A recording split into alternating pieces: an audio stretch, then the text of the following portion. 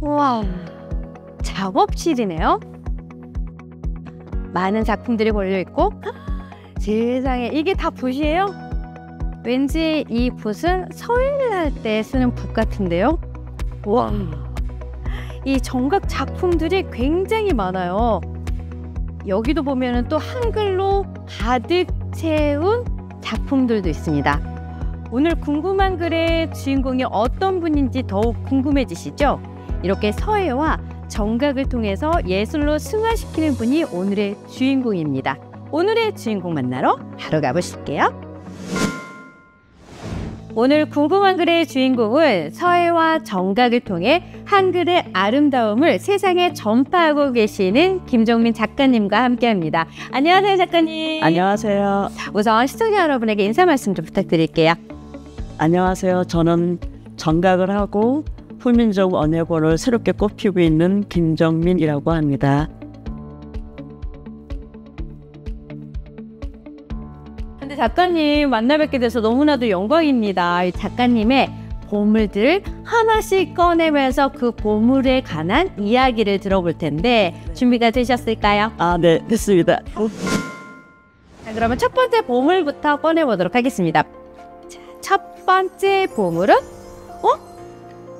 이거는 붓이잖아요. 네. 서예할 때 쓰는 붓인데 네. 이 붓이 보물함에 들어있네요. 이 붓을 자주 사용하신다는 거죠? 좀 낡아 보이잖아요. 네. 이게 제가 한글 서예를 시작했을 때 받았던 선생님이 주신 붓이에요. 그때가 1993년도예요. 정말 이 붓과 함께한 인생이 여기에 고스란히 네. 느껴지네요. 그러면 선생님은 서예를 어떻게 시작하게 되신 거예요? 제가 원래 고등학교 때는 수채화를 했었어요. 그래서 미대 가려던 거를 준비하다가 그 시골에서 농사 짓는 분들이니까 제가 볼 때는 너무 연로하시고 안 될 것 같은 서 포기를 했어요. 우연찮게 어떤 분이 그 서울에서 애니메이션 배워보라 그래가지고 애니메이션 배우고 잠깐 휴가 기간에 시골에 갔는데 선생님께서 혹시 정각을 배워보겠니? 라고 얘기를 했는데 그때 정각이 저는 뭔지를 몰랐어요. 그래가지고 그냥 뭔데요? 했더니 거기가 서예하는 곳이었어요. 근데 사실 미래의 꿈을 가지셨으면 그림에 대한 그런 갈망이 있으셨을 텐데 이게 전환이 어떻게 되셨어요? 사실 어머니가 그림을 그리는 거 원치 않으셨더라고요. 제가 30살에 대학을 갔거든요. 그것도 네. 바로 간 게 아니라 한 10년 이렇게 뒤쳐서 가게 됐는데 그 대학을 선택하기 전에 어머니하고 대화를 한 적이 있었어요. 여자가 가는 길이 붓끝에다가 서예를 얘기하는 거, 붓끝에다가 인상을 매달고 이렇게 표현하시더라고요. 그래서 그냥 나는 너가 붓을 들고 글씨 썼으면 좋겠다. 서예와 정각을 시작하는데 어머님의 그 한마디가 아니었다면 지금의 선생님이 없었을 것 같다는 생각이 들어요. 맞아요. 자, 그러면 두 번째 보물을 이번에는 열어보려고 하는데요. 과연 이 보물 상자 안에 네. 두 번째 보물은 어떤 게 들어가 있는지 열어보도록 하겠습니다. 자, 요 끝에 한 번만. 짠. 어머? 요거는 도장 같은 게 들어있어요. 이 도장은 뭐예요? 그때 예술전당에서 청년작가전이라는 휴대회가 있었는데 한글 정각을 새겨야 되는 일이었었어요. 근데 제가 창작으로는 처음 했던 작품, 이거 뭐라고 쓴 거예요? 차꽃 같은 마음. 차꽃 같은 마음. 그러네요. 네네네. 차꽃 같은 마음. 네네. 그거를 이제 명제를 그들이 거기서 이제 내줘요. 그러면 그 자리에서 이걸 그 자리에서 새기는 거예요. 새겼던 글씨가 용비어천가 서체예요. 그 당시에는 한글 정각이 많이 없을 때였어요. 네. 새긴 사람이 거의 없을 때였기 때문에 나중에 이제 심사위원이 딴 분한테 이제 그랬대요. 김정민이가 여기 뽑혔던 이유는 한글 정각 때문에 뽑혔다. 이렇게. 그래서 제가 얘를 귀하게 갖고 있습니다. 철초 김정민 작가님 하면 역시 한글 서예와 전각을 뺄 수가 없습니다. 네. 작가님께서 본격적으로 한글을 주제로 삼게 되신 계기도 궁금해요. 그 주한대 계신 교수님이 저한테 이제 추천을 해줬어요. 중국의 교환교수 자리가 나게 돼가지고 추천해줘요. 3년간 한국어과에 국문과를 졸업했기 때문에 갈 수 있는 계기였어요. 만약에 서예 전공이면 못 가요. 네. 국문과라는 거를 딱 겉옷을 입고 있을 때였으니까 그 계기로 중국을 갔다가 제가 한국에 있을 때 행초를 공부를 못 해봤어요. 행초는 이렇게 잘 흘려서 쓰는 글씨인데 이거는 진짜 예술이거든요. 그리고 이제 중국에 갔을 때 이참에 이걸 해야지 하고 학생을 앞세워서 통역을 이제 앞세워서 중국에 있는 학원을 갔어요.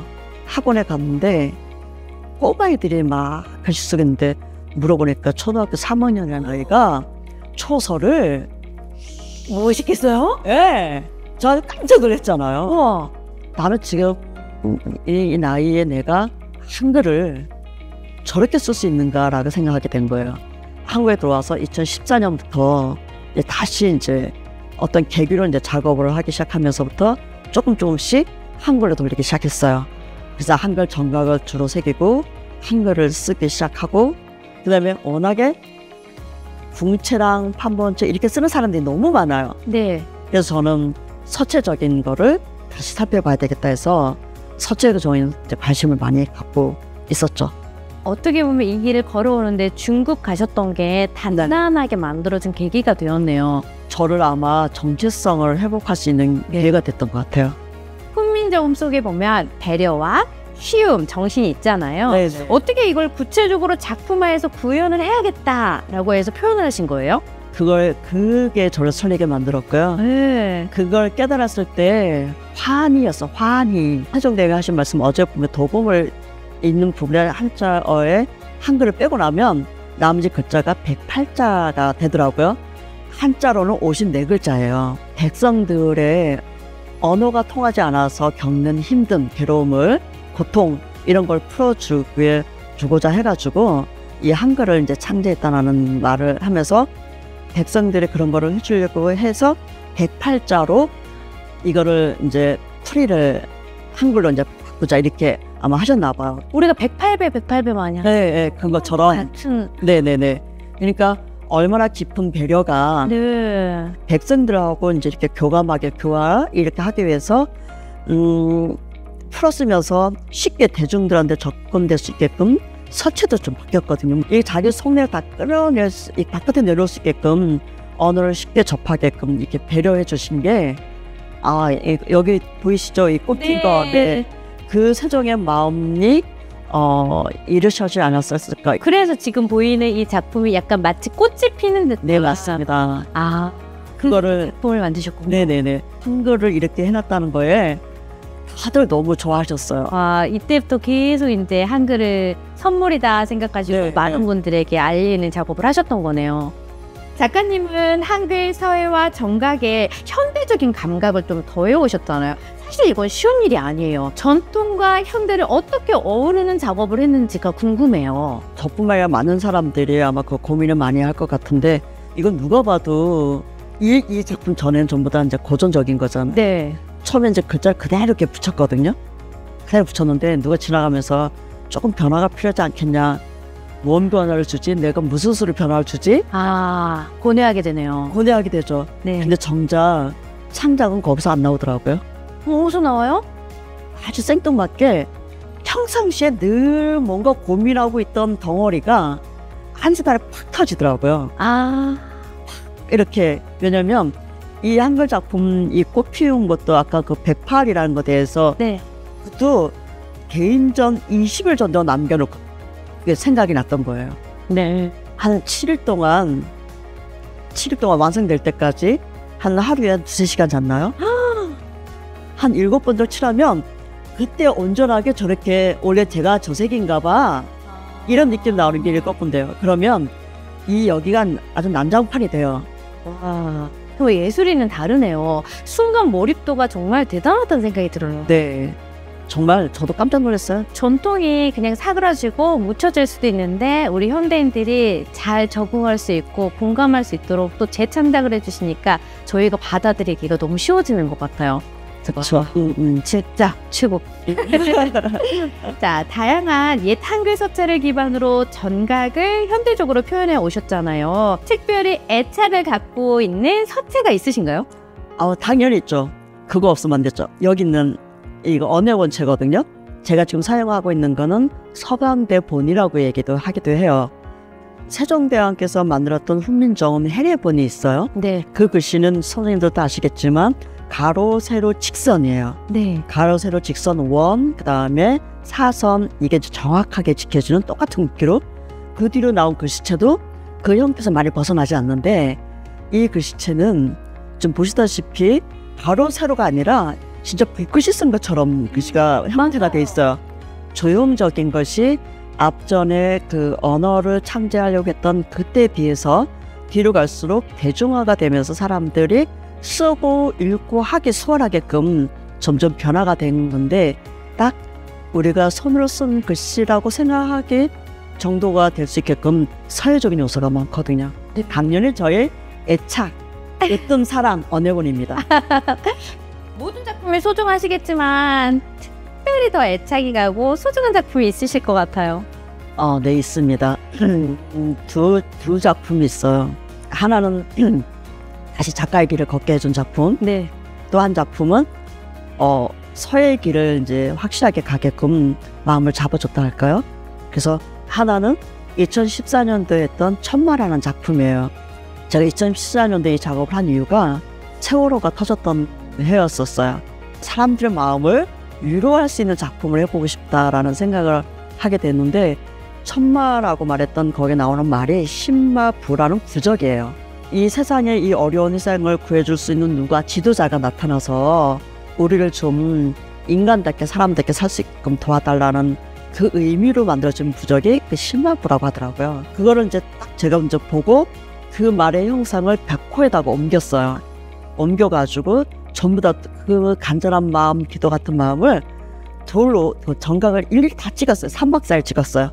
천마라는 작품이 어떻게 보면은 우리 힘들어하는 우리나라 사람들을 위해서 부족 같은 역할로 마음을 하나하나 담아서 네. 도장을 하나하나 찍었던 게 어떻게 보면 그 마음과 어우러져서 지금의 모습이 되신 거네요. 그럼 두 번째 작품은 두 번째 작품은 이제 한글 아까 말했던 이 선물이에요. 처음에 이제 제가 이 작품을 해가지고 걸었을 때 어떤 갤러리에서 연락이 왔었어요. 어떤 전시회장에서 선생님 작품을 봤는데 저희들하고 같이 작업을 하겠습니까? 이렇게 연락이 왔어요. 그래서 제가 쓰고 있던 여러 글씨체를 다 보여드렸어요. 보여드렸더니 그분께서 궁체도 많이 받고 편번체도 받고 하시면서 이 글씨는 어디 가나 사인했겠지만 많이 받습니다.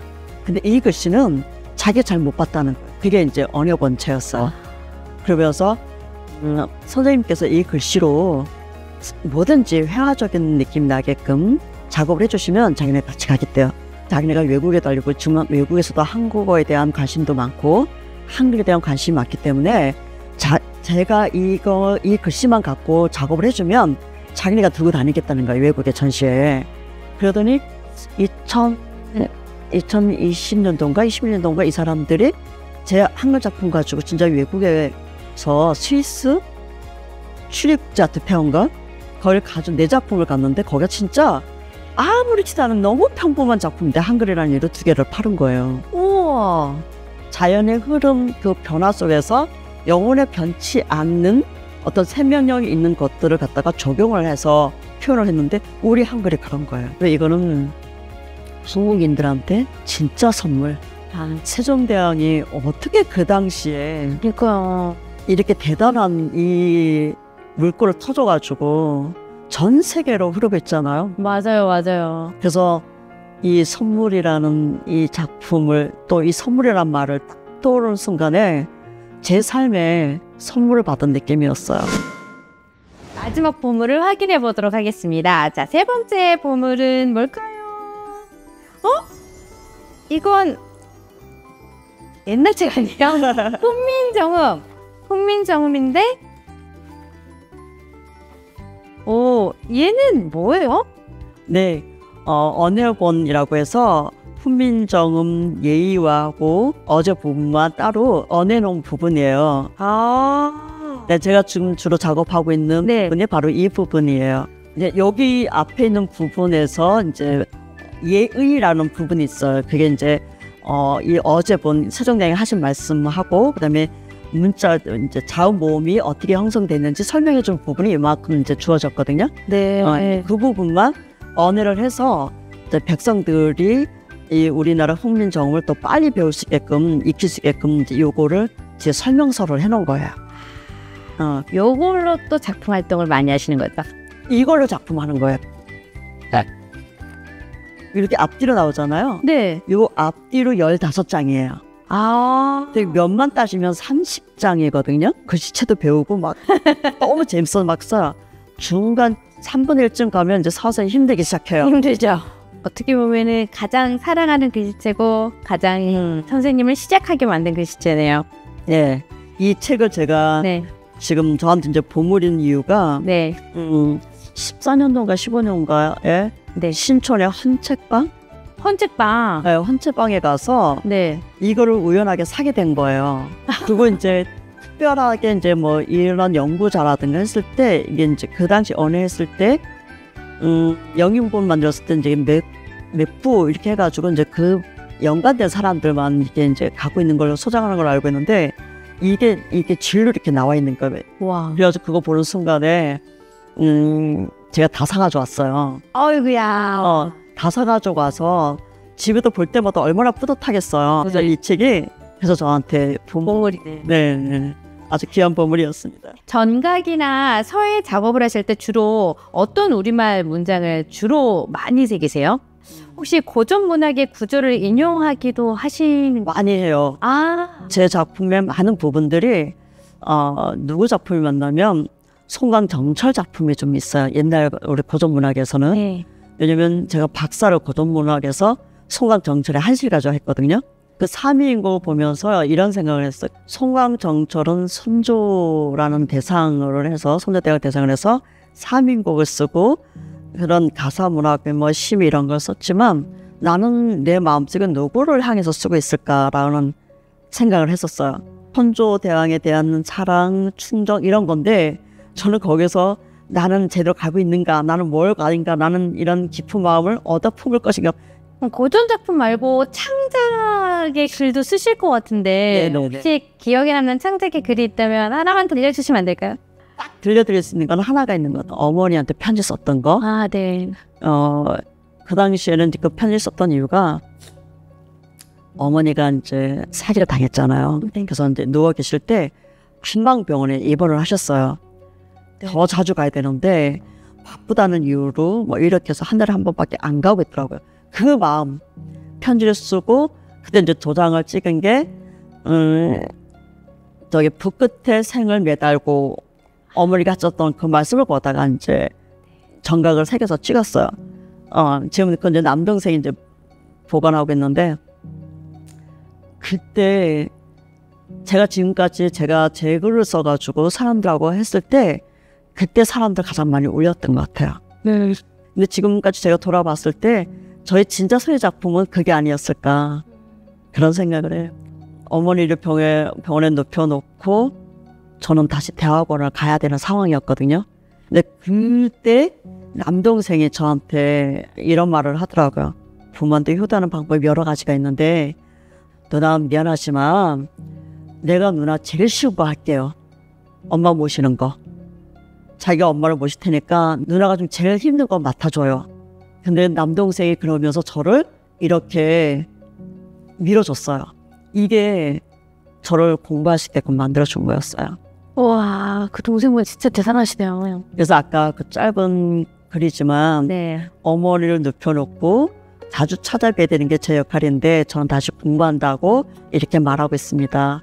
이게 이제 거기에 있었던 글귀 중에 하나였어요. 한글 외에 사실 다른 문자로도 작업을 많이 해보신 걸로 알고 있어요. 작가님께서 직접 경험하신 한글과 또 다른 문자와의 차이점이 있다면 뭐가 있을까요? 한자 작업을 많이 하는데 한자라고 하는 이 문자는 사실 구조가 단순한 것부터 복잡한 것까지 다 있어요. 그래서 표현하는 세계가 한글하고 완전 달라요. 한자는 한자만에 갖고 있는 자기 특유의 조형적인 요소가 있기 때문에 그대로 가고 한글은 한글만에 갖고 있는 조형적인 요소가 있는데 이 특징을 그대로 갖고 가는 게 저는 한글의 매력이라고 보는 거예요. 그래서 그걸 거기다 강조해서 써놨죠. 한글 정각은 한글이 갖고 있는 그대로 정각, 어떤 여백적인 거, 구조적이고 단순하지만 그 단순한 걸 자체를 살리는 게 저는 한국의 미라고 생각한다. 작가님께서는 그동안 많은 작업을 통해서 한글 서예의 가치를 널리 알려주고 계십니다. 앞으로 한글이 세계에 어떤 모습으로 비춰줬으면 좋겠는지 바람이 있다면 뭐가 있을까요? 저는 지금도 많은 사람들이 K-한류 이렇게 해서 위로를 받고 있잖아요. 네. 예전에 TV 보다가 그런 모습을 이제 잠깐 본 적이 있었는데 왜 이렇게 K-한류에 빠지냐 이렇게 물었을 때 그 사람들이 한 말이 이거였어요. 진심. 진심? 네. 한국 가수들이 노래 부르고 춤추는 거에서는 진심이 있다고 얘기를 하더라고요. 그래서 뭔 얘기야? 하고 이제 이렇게 가만히 들어보니까 무대에 올라와서 그 화려하게 그 사람들이 노래하고 춤을 추고 있지만 자기들은 알고 있다는 거예요. 저렇게 하기까지 그 사람들이 어떤 노력을 했는지. 그 얘기를 하더라고요. 그 사람들은 그 이후부터 우리가 하고 있는 많은 것들이 아마 그렇게 더 따지지 않고 수용하는 일들이 생기지 않았을까라는 생각을 해요. 저는 계속 진심을 다해서 작업을 할 거고 이 진심을 또 알 수 있다면 외국 사람들한테도 보여주면서 이 한글이 이렇게 이제 아름답게 꽃피는 모습들이 있다는 것도 같이 하고 싶은 마음이 있죠. 그래서 지금은 이제 제가 전각을 새기서 한글 전각을 새기고 있는데 이런 것들이 책으로 이제 만들어서 저기도 이제 견본이 있어요. 지금 저 책을 붙여놨잖아요. 네. 제가 요새 책으로 다양한 걸 해요. 뭐 글씨도 쓰고 전각도 찍고 또 미니 전각 책도 이제 만들 참이거든요. 이렇게 하면서 이제 또 전시에서 전각을 많이 찍어서 저렇게 책을 엮어가지고 작품에 붙여서 기존의 사람들은 이렇게 보는 게 끝이었는데 맞아요. 저는 이제 이렇게 열면서 보는 저도 열어봤어요. 네. 제가 요새 이제 그런 것도 하거든요. 네. 작가님이 한글 하나하나에 담으신 그 진심이 독일도 전파되고 세계적으로 모든 곳에 작가님의 진심이 다 전파가 됐으면 좋겠다라는 바람이 듭니다. 오늘은 붓끝으로 삶을 기록하고 한글의 정신을 예술로 되살려온 솔초 김정민 선생님과 함께 한글에 대한 이야기를 나눠봤습니다. 앞으로도 한글을 새롭게 해석한 작품 활동을 통해서 그 가치가 널리 세계로 퍼져나가길 기대해 보도록 하겠습니다. 앞으로 작가님의 작품 활동을 저희 국립한글박물관 궁금한 글에서도 늘 응원하도록 하겠습니다. 화이팅입니다. 감사합니다.